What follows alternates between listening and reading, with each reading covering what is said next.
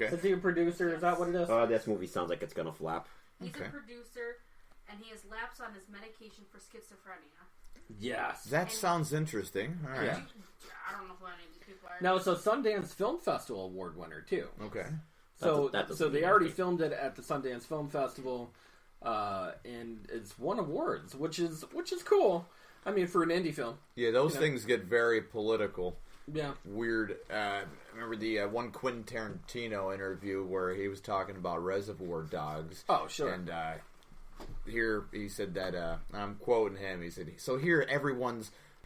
Thank you, Quentin Tarantino. Yeah, early 2000s interview about the Reservoir Dogs movie, and he's like, and then what happens? Didn't win anything. 2 days later, we come in second. We come in second. Oh, yeah. We got they got an award at the Sundance Film Festival for the editing, for creative editing. Oh my gosh! Which he said that the creative editing wasn't really meant to be in that order. They couldn't afford to have the rest of it edited correctly, so they just threw it together like that, and it would piece together and make sense in anybody else's head. True. So, and it did. True. It was a hell of a movie, but apparently they're really very political. I placed runner up for the movie Reflection as the and the awards for Sundance get very specific. I mean, they do. Insanely specific. So first time entry production companies, flashback scene of a horror genre labeled to be a psychological thriller with parties between the ages... That sounds a lot like the Joker. With parties between the ages of 16 to 22. Oh, yeah. And there was five entrants. 5 nominees. Wow. In that. And we came in second. I'm like...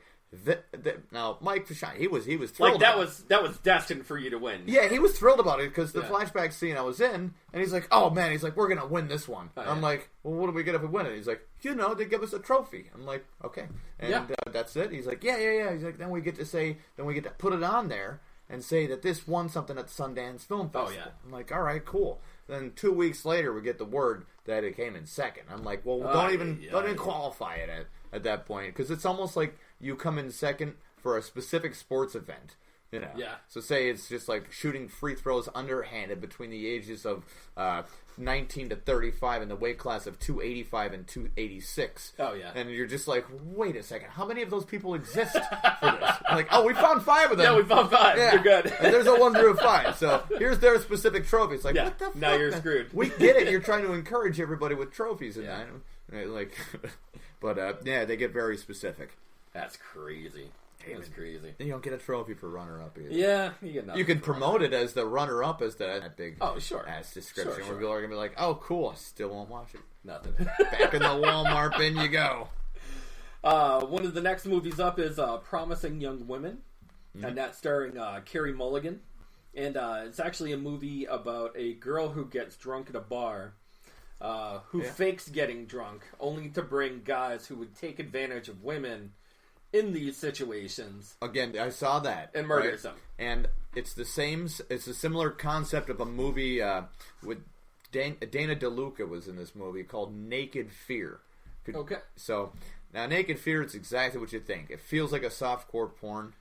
Right? Because it is. With zero penetration. So Daniel DeLuca's character in the movie Naked Fear, just like this one, she tries seducing guys at the end. But at the end of the movie, she kind of is this character where she seduces guys and then tries to murder them. Because she was told to go back to some guy's house, and then he hunts the woman down in the movie Naked Fear. Okay. So this is kind of like the same situation where the woman's back into a power play position. The hashtag #MeToo people should love this idea. Because now they got their own violent superhero, revengeful kind of person back into where the "don't rape me" situation. It's almost like the movie Monster with Charlize Theron. Kind of like that, yeah. Yes, or Hard Candy. Hard Candy, where there's a million movies like that. Kind of like the same plot device, so it's a little bit recycled. And if you look at what those movies did in the box office, this one should do just fine. Oh yeah, yeah. I actually, I mean, not to say that it's gonna break the bank, but no, it's not gonna break the bank. I don't know. I think it's gonna do probably underestimated. But next movie was Connected, and that's an animated movie. Brought to you by the people who brought out Spider-Man, Spider-Verse, Enter the Spider-Verse. And it's a movie about a family who wants to just reconnect without cell phones and tablets and computers and just trying to reconnect with the family. So it's almost like living off the grid from Discovery Channel, where they take away all their electronic devices and they just did it animated. Yes. But in the end, there's something about evil robots and trying to take over the world, and wow. Yeah, they just... Me and Kevin were talking about this in the car once again. Yeah. They just put up like where the writer just said, they're all in the writing room, and they're like, all right, guys, we got like an hour left, and we got to run out this script. So far, we got the outward plot going on here. What else do we need? Killer robots. Yeah. All right, that's in. No, this is going to be nice and wholesome. It's going to be nice where the family actually gets together. The kids don't hate the parents because they're... So they're going down the road. What do they see? Yeah. Killer robots? Cool, it's in. Yeah, all right. There you go. Really, guys? Killer robots? Get that guy out of the room? We're trying to get this script done with. So, and how are the killer robots? Are they good or bad? Bad. Bad killer robots. There we go. Right now, we're talking about, the second-tier movies now compared that's coming out to the first-tier movie, the top... Yeah. It's definitely DreamWorks /Pixar /whatever. It's their filler movie. Do you want to know something? If it wasn't for a little blue creature that runs around fast, I think the movie industry would be doing miserable this year. Yeah, you know what? Sonic the Hedgehog is killing it, dude. They had to change him, though. They had to change him. Man. But you think about it, though. Like, all the other movies are like, Sonic, though, running around, making money. You could take your kid to it and, spend your cash faster. Absolutely, yeah. It's a good kids movie. Thank God that they've worked out the creepy bugs of the Sonic thing. It's getting close to the time of the evil empire, though. Yeah, Disney. Disney's going to do something big. Yeah, Disney's going to start making their run soon. Well, speaking of that, they actually, Black Widow, the final trailer just popped out yesterday, and I so wish that they came out with that stupid. The first trailer was trash to me. Like, I didn't like it. I didn't like the way that they played it off. It's such a weird portrayal of Taskmaster. And now that they came out with this new trailer, like, things were looking great, man. Things like action packed and everything. You get to see the villain finally. Yeah, you could jam out with the whole trailer and be like, man, that looks really good. Yeah. I think I'm gonna go see that. Yeah. But when I seen the first one, I'm like, ugh.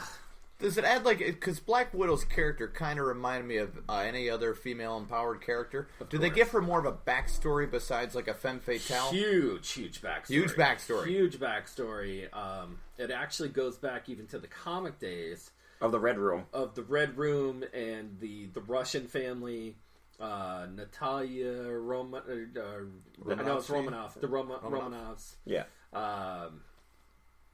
Just going all into the backstory of how she was portrayed and what happened and things that happened even in with Hawkeye or in a lot of due diligence towards the characters. Yeah, a lot of stuff going on in there. But the one character that I saw in that last trailer, not too many people noticed. I saw quick. There was Thunderbolt Ross was in the last trailer. So I wonder if he's finally going to get his powers and become Red Hulk. They were actually talking about him possibly going into Red Hulk, not necessarily for Black Widow, but for She-Hulk. But for She-Hulk on Disney Plus. But this could be set up though for him to become Red Hulk. Oh yeah. I'm a little confused. How many Hulks do they need now? A lot. There was there was the original Hulk. There was She-Hulk. Then there was Red Hulk. She-Hulk. I think I've dated the Hulk's her cousin. She-Hulk, yeah. But anyways, then there was the Red Hulk, and then if you really went into the real different backstories, then they had a Blue Hulk, and they actually had the Agents of Smash. The Agents of Smash, which was the Red Hulk, She-Hulk, Banner, every single and Hulk, the Red Hulk. Yeah, there was every Hulk culmination. Wow. So they just went all in. Oh, they went all in. That had to be a very interesting throw around. And then what if he was blue? All right, do it. Yeah, he's in. Well, that was you guys keep coming at me. The only one not coming up with it is the colorblind writer. The Blue Hulk was Banner's friend, Rick. He becomes Blue Hulk. I don't remember. I remember watching the show, and I was like, man, this is a good cartoon. Mm-hmm. Like, they came out with the cartoon, Agents of Smash. And it was really good because they had all of the side Marvel characters that you would normally see. Yeah. And they added them to the cartoon, like Ghost Rider. Oh, all right. Played a great role in that cartoon, showing up every once in a while. Even with not necessarily. How was the animation for? Was like a Hanna-Barbera kind of setup with the typical Marvel. Okay. Like Marvel animation. That was their go. Okay. Yeah, nothing crazy. Not anime style. But yeah. Not like cheap animation. Not like 1970s or 80s. It was the Spider-Man. It was the 2000s. You know what I mean? I gotcha. Yeah, but somewhere in the middle. Yeah. Somewhere in the middle. But that's what I'm hoping for. Hopefully the setup for Ross becoming Red Hulk finally becomes. All right, guys, buckle your seatbelts. What if the Hulk was a girl? Hold on, man. I'm here. I just got done on my mushroom trip. Run that by me again. Well, that's going to be Disney Plus, actually, with She-Hulk. How big are her boobs? They're pretty big. Massive. Her boobs get angry, too. Oh, man, that's crazy. Print it. What else good ideas do you have here? It's like blue and orange. Which one do you like? Do them both. We're doing them both. At the same time. Hold on. Why is there a dead tiger on your lap? No worries. No worries. I thought she was a coffee table, and then when she started talking, it really freaked me out. So the knife in the back of her head, that's a lot of explaining to do, too. It's all in there. But as far as we know, she's our new cocaine table for today.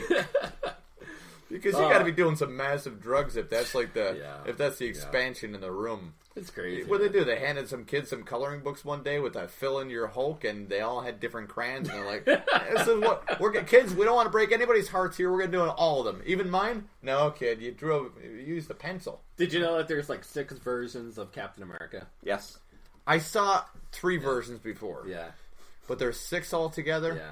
Well, according to Marvel's universe, there's 6 billion versions. Well, that's true. That's true. Multi-universes. Like Spider-Man exhausted himself with that idea. The into the Spider-Verse. That's true. That would that kept everybody's attention if you're like for 30 seconds, especially with Nicolas Cage in there. Yeah.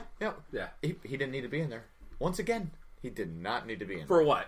Yeah. For 30 seconds of voiceover work. You could have given Ghost Rider to anybody who's up and coming as an actor. Nick Cage is like, hey, I'll steal your job. Yeah. It's like, what's wrong with you, man? You could do any movie right now. He's like, how about I be a weatherman who does archery work, too?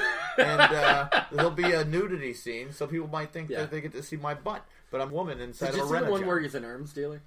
I did, and then I'm just like, wait a second. This just feels like it's Tony Stark, only he's not Iron Man, and never will be Iron Man. How about the movie where he has a daughter who forecasts the ending of the Next. Yep, next. Yeah, I watched that shit drunk at a bar the one time, right at 9 a.m. Perfect. It was it set the mood pretty good. I'm like, hold on now. I said this movie's getting pretty good, and we still decided to talk shit on Skiro. No, of course. Next couple seats down the road for not having any teeth and a body odor at the time. But and then back to the movie. So have you seen his graduation from like the Raising Arizona days? Yeah. I mean, into a shitstorm of Con Air and like Con Air was probably his peak. Con Air was nice. That was his peak right there. Well, Face Off with John Travolta. Face Off. Come on, let's be honest here. Face Off wasn't that bad, I don't think. I could eat peaches every day. Yeah. It's like, Nick Cage, you are playing a very convincing pedophile. Oh yeah, yeah.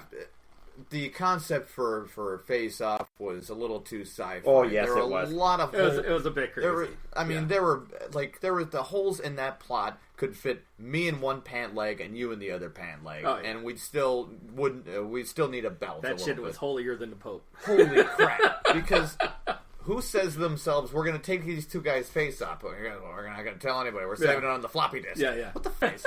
No, you are terrible government agents. Or just evacuate the building. Or take the bomb out of it. Seriously, that movie could announce the logic in a tablespoon called Don't Take Your Face Off. Yeah. But he did have a string of movies in the 90s, though. He did. A lot of indie movies. I think that he just got so used to